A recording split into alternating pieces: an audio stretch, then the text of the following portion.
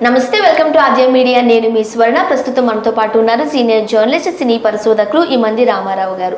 నమస్తే అండి రామారావు గారు. రామారావు గారు, ప్రస్తుతం ఏపీ రాజకీయాలలో ఒక ఫైర్ బ్రాండ్ గా ఉన్న రోజా గారికి పొమ్మనకుండా పొగ పెడుతున్నారు. ఇప్పుడు టార్గెట్ రోజా గారే. కాకపోతే ఎంతవరకు తన వాయిస్ వినిపించారు కాబట్టి ఇప్పుడు ఏదన్నా పార్టీ తరపు నుంచి డైరెక్ట్ గా జరిగింది అనుకోండి, అది రివర్స్ కొడుతుంది కాబట్టి ఇండైరెక్ట్ గా వెళ్తున్నారు దొడ్డిదారిలో నుంచి అంటూ వార్తలు వస్తున్నాయి.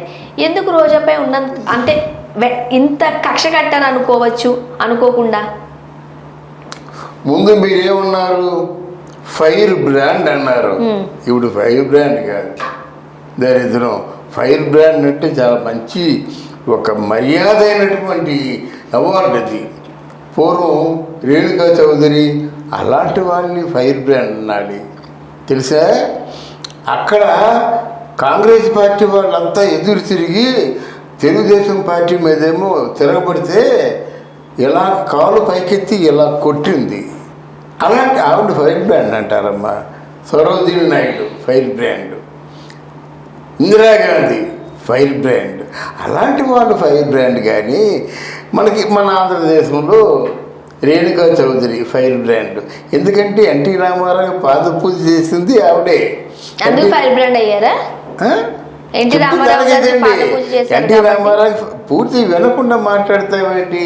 ఎన్టీ రామారావు లాంటి నిస్వార్థమైనటువంటి పెద్ద గ్లామర్ ఉన్నటువంటి రాజకీయ నాయకుడికి పాదపూజ చేసింది రేణుకా చౌదరి. కాలు పట్టుకొని లాగేసింది కూడా రేణుకా చౌదరి. అక్కడ కేంద్రంలో పార్లమెంట్లో దేశపు నాయకులు అందరూ వస్తారు కదా, రైతుల మీద చర్చ పెట్టండి అంటే ఎవరు చర్చ పెట్టకపోతే అందరూ కారులో వచ్చారు పార్లమెంట్కి. ఈ రేణుకా చౌదరి గామంతా బిగించి చరణాకూర పట్టుకొని ఎద్దులు ఇలా తోలుకుంటూ వచ్చిందన్నమాట పార్లమెంట్కి. అమ్మ ఏంటి ఇలా అంటే, లేదు తెలుసుకోవాలి, పార్లమెంట్లో అన్ని రాష్ట్రాల వారు కూడా మా తాలూకు బాధ ఏదో తెలుసుకోవాలి, రైతుల మీద చర్చ పెట్టాలంది ఆవిడ ఫైర్ బ్రాండ్. అంటే ఇవిడ ఎలాంటిదంటే ఒక నీచాతి నీచమైన సంస్కృతి ఉండి గట్టిగా మాట్లాడితే, గట్టిగా బూతులు మాట్లాడితే, గట్టిగా ఉన్నవి లేనివి అవాకులు చవాకులు పేలితే ఎదుటివారు మన జోలికి రారు కదా, నా నోటికి జడిసి అనుకునే ఒక చిన్న అలగా జనం ఉంటారు కదా, ఆ కోవకు చెందుతుంది ఆవిడ. అలగా జనం ఎక్కడో మామూలుగా నచ్చేమిటి? ఇప్పుడు ఒక మినిస్టర్ అయింది అంటే మన పబ్లిక్లో డ్యాన్స్ చేస్తుందా? చీటికి మాటికి డ్యాన్స్, ఏదైనా వస్తే డ్యాన్స్. అక్కడేదో సాంస్కృతిక కార్యక్రమాలు పెట్టారు. అవును, ఇప్పుడు ఆమె స్పోర్ట్స్ విషయంలోకి వచ్చేసరికి అందరిని ఉత్సాహపరచడానికి పిల్లల్ని ఈమె కూడా ఆట ఆడారు, స్పోర్ట్స్ ఆడారు. అది సాంస్కృతిక కార్యకలాపాలు కాబట్టి వాళ్ళతో పాటు డాన్స్ అదేనమ్మా. ఇప్పుడు ఓ డిగ్నిటీ ఉండాలి కదా, ప్రజలతో మమేకమయ్యి పనిచేశారనుకో లేదమ్మా. ఇప్పుడు ఆవిడకు ఒక డిగ్నిటీ ఉండాలి కదా. కొన్ని విడమని చెప్పలేము. రోజాకి ఎట్లాంటి అవమానాలు జరిగావు నీతో చెప్పకూడదు. అది ఎట్లాంటి అవమానాలు ఆ విధంగా ఉండడం వల్ల, అందరిలోనూ దూసుకుపోవడం వల్ల ఎట్లాంటి అవమానాలు జరిగాయి తెలిసినా తర్వాత ఏడ్చుకుంటూ నేను అలాగనుకోలేదు, అది నేను చూసుకోలేదు అని ఇలాగ మొరపెట్టుకున్న సందర్భాలు ఉన్నాయి. అందుకు కారణం లేకుండా నేనేం చెప్పలేదు. అది అందువల్ల ఏమిటి, మా మినిస్టర్ అయినప్పుడు, సాంస్కృతిక శాఖ మినిస్టర్ అయినప్పుడు మన సంస్కృతి సంప్రదాయాన్ని బయట పెట్టాలి. మన సంస్కృతి ఏమిటి? భారతదేశం అంతా గర్వించే సంస్కృతి ఆంధ్ర సంస్కృతి. దాన్ని ఎంత బాగా చూపించాలి. ఒకటి టూరిజం అన్నాం. ఇంతవరకు ఆంధ్రదేశంలో కనిపించిన అందాలు ఎక్కడైనా కనిపిస్తున్నాయా? నిన్నేమో నువ్వు వెళ్ళి భీమునిపట్నం వెళ్ళావు, ఇంకోసారి భీమునిపట్నం అడిగేస్తే కాళ్ళు నిలగొట్టేస్తా ఉన్నారు. భీమునిపట్నం వచ్చి భీమునిపట్నం టూరిజం చేస్తావా? భీమునిపట్నం మీద మా చాలా ప్లాన్లు ఉన్నాయి. భీమునిపట్నంలో ఉన్న ఋషికొండలో అంగులు కూడా పనిచేసుకున్నారు. నువ్వు వచ్చి ఇక్కడే చేస్తావు, వెళ్ళిపో అన్నారు. అర్థమైందా? ఇకపోతే రోజా ఈ మధ్యకాలంలో సంపద మీద దృష్టి పెట్టింది. ఏంటంటే నేను జబర్దస్త్లో వచ్చినప్పుడే కోటాను కోట్లు, ఒక 50 కోట్లు, 100 కోట్లు ఇదంతా జబర్దస్త్లో వచ్చింది. మరి ఆవిడకి ఎంత ఇచ్చారట జబర్దస్త్లోను? అంటే షూటింగ్ ఎన్నర ఉంటుంది 4 రోజులు. 4 రోజులు షూటింగ్కి 1.5 లక్షలు వేసుకుందాం, పోనీ 2 లక్షలు వేసుకుందాం. నెలకి 8 లక్షలు షూటింగ్ వస్తుంది, అంతకంటే ఎక్కువ రాదు. అంటే నెలకి 8 లక్షలు అంటే సంవత్సరానికి 8 లక్షలు, 12 8లు 96, అంటే 10 నెలలకి ఎంత 960. అంటే 9 అంటే మొత్తం ఒక 900 అంటే 1000 లక్షలు అంటే ఎంత 10 కోట్లు అంతే ఉంటుంది. 10 కోట్లు ఎంత ఉంటుంది అన్నమాట. అప్పుడు నిజం 10 అంటే 10 కోట్లలో 30% ట్యాక్స్ పోతుంది, మెయింటెనెన్స్ పోతుంది, ఇవన్నీ పోతాయి. కారు పెట్రోల్ మెయింటెనెన్స్ అన్నీ పోతాయి కదా, ట్యాక్స్ పోతుంది, ఇవన్నీ పోగా నిజం ఎంత ఉంటుంది కాదంటే 2 కోట్లు 3 కోట్లు ఉంటుంది అన్నమాట. మీ దీని మీద మీరు చేసినప్పుడు మంచి చెడ్డ చూసుకోవాలి కదా. ఇదంతా జబర్దస్త్ నుంచి వచ్చిందంటే ఏమనుకుంటాం, ఏమనుకోలేము, దాని సమాధానం చెప్పలేము. అయితే ఇక్కడ రోజా చేస్తున్నటువంటి రోజా నెలకు 4 సార్లు తిరుపతి వెళ్ళిపోతున్నట్టయితే అమ్మో దేవుడి మీద ఎంత భక్తం అనుకున్నాం మనం. ఈవిడ తిరుపతి వెళ్ళినప్పుడల్లా ఒక 50 మందిని విఐపీని తీసుకెళ్ళేది, ఓ టికెట్ 50,000. ఈ ఆదాయం ఎక్కువైపోయింది. టికెట్లు అమ్ముకున్నారంట. అదే వెళ్ళినప్పుడల్లా 50,000 మంది, 50 అంటే 50 మంది, 50 అంటే 50,000, ఎంతరంటే 1,00,000 అంటే ఏమిటి 10 లక్షలు. ఒక ట్రిప్కి 10 లక్షలు ఓ రోజులో సంపాదించి దేవుడి దగ్గరికి వెళ్తూ టికెట్లు అమ్ముకుంటారా అండి? అది బయట పడిందండి.